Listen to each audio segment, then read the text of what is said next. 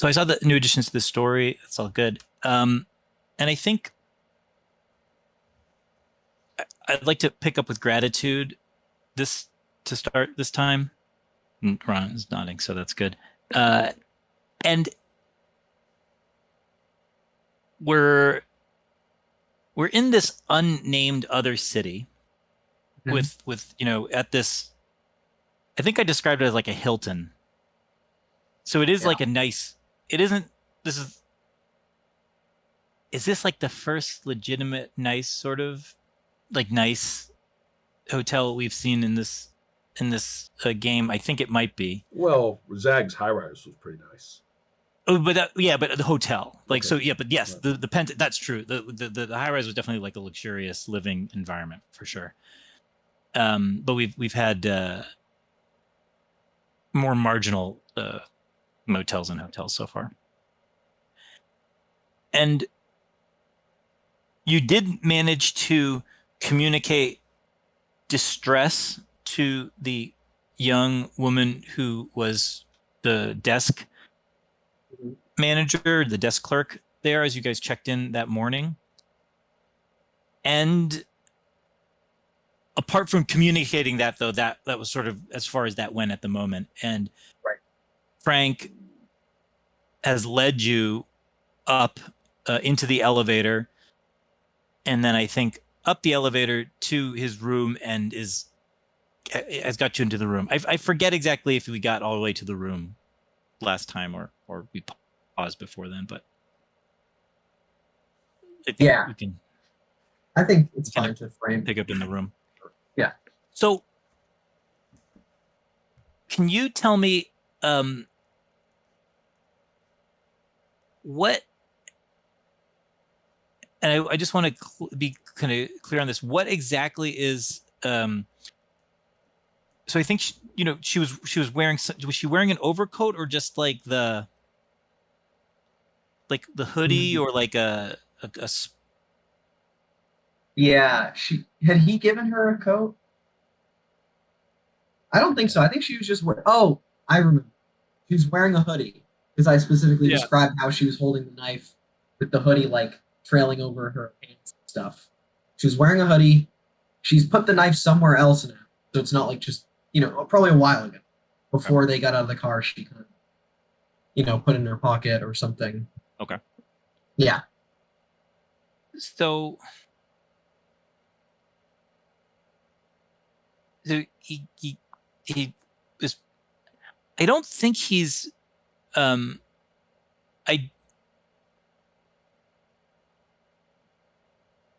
don't think he's like really touching her, but he's has been sort of leading with like barely touching, kind of gently, like you're kind of leading someone along, but he isn't kind of grabby or anything like that. So I don't want to kind of get that impression, but he is sort of leading her, and that's kind of the way he's gone up to the room. So he's got you in the room.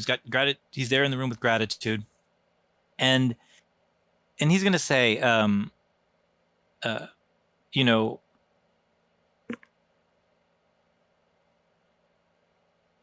you're not gonna. He's kind of gonna, and now he's gonna kind of look up and down at what you're wearing, and he says, why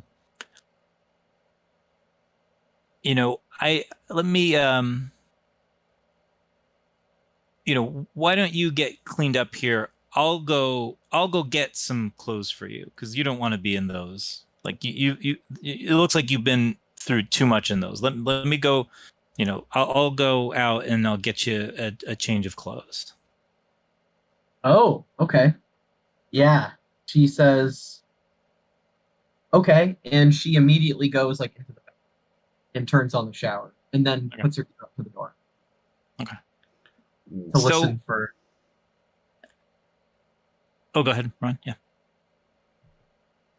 The jury may choose to strike this from the record. Sure. Where's the knife? That is a good question. So she had, right, because the knife was like in her pocket. So let's say it was in her sweatshirt pocket, right? Like got Yeah. a hoodie with that Yeah. central pocket. And so she goes into the bathroom. She turns on the shower. She still has her clothes on. She's listening for him to leave, and she has the knife in her hand. Uh-huh. That's There's the image, right? And she's up against the door with the knife. Kind of the handle of it is kind of pressed up against the door, and she's got her ear on the door. And she has the shower turned on, but not at the highest like setting, so the pressure isn't too loud, so she can kind of hear what's going on. And she's, her knees are a little wobbled. Yeah. Sounds good. So she's really leaning on. Okay. So, I think you'd hear, even with the shower on, you'd hear kind of the door open and then shut. Oh, I'm scared. I feel fear. Yeah. She waits, and then she's gonna try to leave. Okay, that sounds fair. Now, and I will remind us though that you did successfully kind of snow him on. So just, Yes. I mean, Yeah, just there so was a role about that. Yeah. yeah. So that's sort of that's informing my thinking here. Yeah. And yeah, she's going to. Now the question is she going to just leave, or is she going to go hide somewhere? I think she's just going to leave. She's going to. Yeah. Are we high up enough that he would have taken an elevator? I think so. Yes, I think She's going to go to the that's stairs. how I imagined if I didn't say it. Okay. Yeah, she's going to go and walk down the stairs, and then yeah. So that's kind of her immediate action, and now she's got the knife grasped in her hand, and she's like got both hands in her hoodie, and she's kind of like hunched like a little monk, with the hood really pulled, and she's kind of using her last energy to like speed walk. Yeah, like down the stairs. Okay. Yep. Go to the stairs. So, and it's funny to ask this stuff. It's always funny. Yeah, what floor? Like what floor are we on? Because I was imagining like the 6th floor, and okay. I think in this city, like that's actually there's not too many like really giant sky.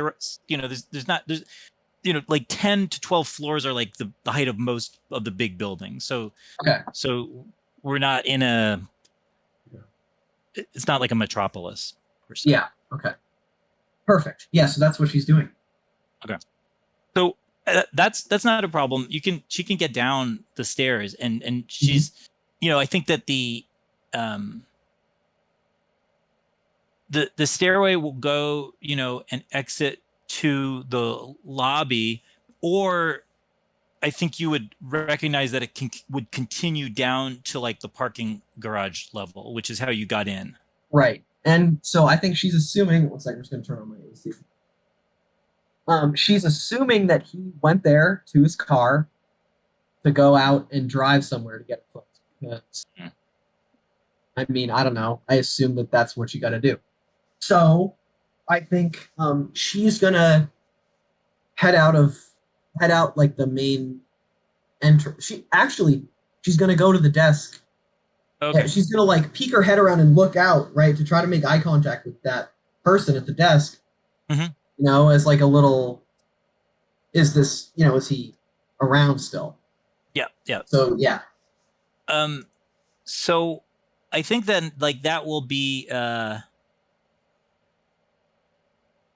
that is, I think that follows up that she I mean, I think she'll see you, and as this, she's been sort of waiting for you, or was kind of curious about, I don't know if you can grasp that in a look, or if that's like BS to say that. Role playing game characters can grasp a lot in a look. Yeah, exactly. I also think that there may be a gender issue there with a great deal of communication going on. Exactly. Right. Exactly. And so she's giving you get the sense that she was concerned about you, and also is giving you a momentary all clear, but is you're still getting a sense of certain anxiety or urgency from her. So yeah, but she's not saying like don't come out, right? So gratitude like speed walks over to her, and as she's coming up, she's like kind of whisper talking like, did you see where he went? Can you help me? Just get me to, just take me somewhere, or point me towards somewhere where I can go and hang out, I think he's gonna try to hurt me. And she's not saying this in like a manipulative way. She's like, she's being honest with this person. No, it's actually true. I mean, you're able to actually, she's able to be honest with that. So she'll say, yeah, he asked me, for the closest like place he could get some clothes, and that's just down the block. So he walked down there. But yes, I can, I mean, she starts to, you can see her like start to think, and like she's like, different pieces are kind of moving in her head, and she's kind of, the logistics she's kind of figuring out have to do with like, when does her boss come in, and where can she get away with stashing you until then, and like who wouldn't, who does it not matter if they find you're there, like maybe some of the house cleaning crew. She's like, oh, it's okay if they see you're here, but not if like one of the manager does. So she's kind of trying to piece together where it is, and then she's like, okay, there's a come with me, and she'll take you to a I think it would be probably on this same first level of the way this is, I'm imagining this is set up, but it's in the back near kind of like the kitchen area, and where also there's like housekeeping stuff as well, and it's just a small room with a cot that looks like it's like, for people who are like working, overnight or something, to get like to take a rest or something like that. Yeah, right. Like very like a basic little, no one lives there, but it's there for this. And she says, you can rest here or stay here, but what but you can rest here or stay here. My I'm in charge, for lack of a better word. She'll be like, I don't know, my manager, or there isn't anyone higher up than me coming in until this evening. So, but after that, after that, I don't think I might get in trouble if someone sees you after that. Yeah, I think gratitude is like, on the verge of tears, just feeling like this is actually a person who is helping her, and she's, she sits down on the cot because she's feeling really, and she says, all I need to do is rest for a bit, and then I just, if you could just help me a bit more, if you see him leave, I'm sure that once he finds out I'm not there, he's going to leave, but for real this time, in his car, and look for me. If you could come get me, then I could actually make my way out of here for real. But I can't, she's like, I don't think I can leave until I get to lie down. And then she has this kind of like ashamed look, and she's like, do you have a little bit of food that I could have? Because she's picturing like the staff, this little staff fridge where people have their lunches, and yeah. She says, she's like, yes, yeah, I can get you something. All of them make you something. And this is when gratitude bursts out in these like wretched, ugly, big sobs, and then she's just like sticks her head in the pillow and is like kind of embarrassed, to cry in front of this person. And I think she's curious because she says, or I'm curious on this character's behalf. I don't know if it's good, but she's gonna say, did if gratitude kind of looks up again, and then she's now obviously like kind of looking at her face, she's gonna say like, did he do that to you?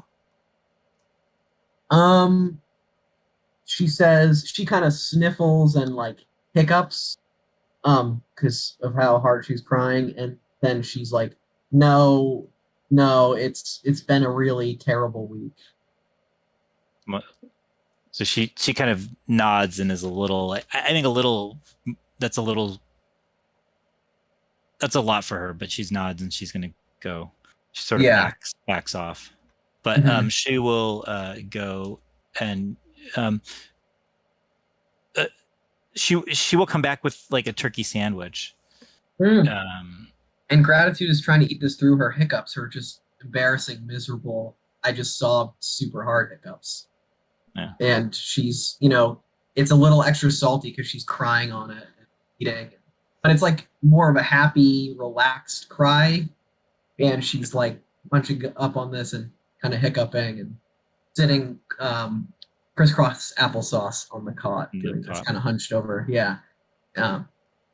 And she's got like once the person so anyways, but she leaves she kind of drops off the sandwich and then kind of she's got to go back to her stuff and leave. No one wants to sit and see someone cry, like, I mean, unless you know someone, and then it's like it's okay, but it's a genuinely soul shattering thing to see someone cry.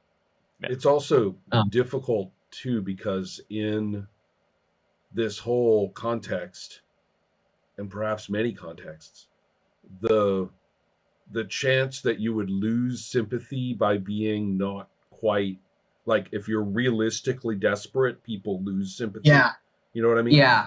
That's Exactly. a very difficult thing, right? So yes, for sure. Well, that's sort of the vibe and I think that that's kind of the vibe that you pick up on her, that there's, I mean, she's clearly troubled. Yes, she wants to help, but then there's also like, this is a bit much for me. Like, and like, yeah. It would have been a simple story if it was one guy who, was responsible here. But if there's a saga, right? Fuck, what am I got myself into now? Right? Yeah.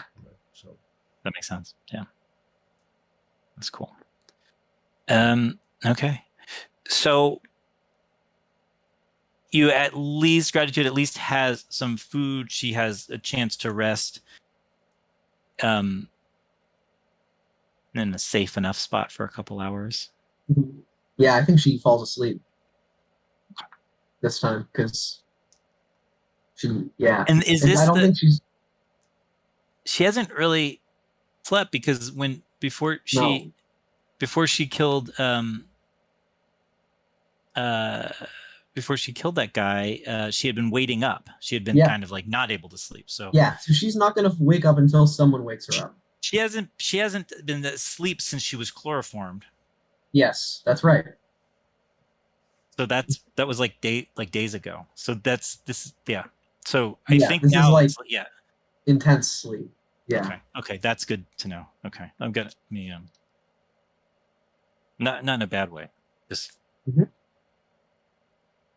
Okay, just remind myself of that. Okay.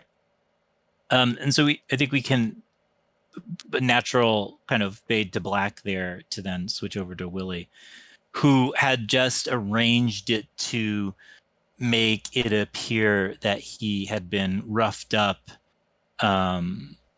in preparation for returning to the compound and presumably running into Lee, if not other people.